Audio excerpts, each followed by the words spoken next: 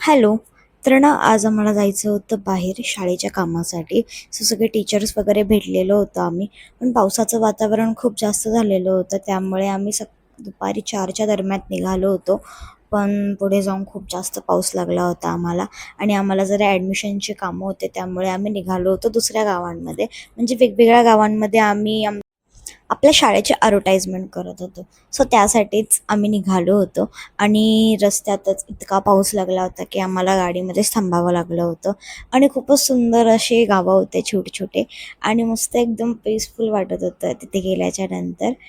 त्यानंतर आम्ही आमची कामं वगैरे पूर्ण करून घेतलेले होते. पूर्ण 2-3 तास आम्ही फिरलेलो होतो आणि इथे हे माकड मस्तपैकी पुरणपोळी खात होतं आणि वेगळ्याच साईडमध्ये बसलेलं होतं.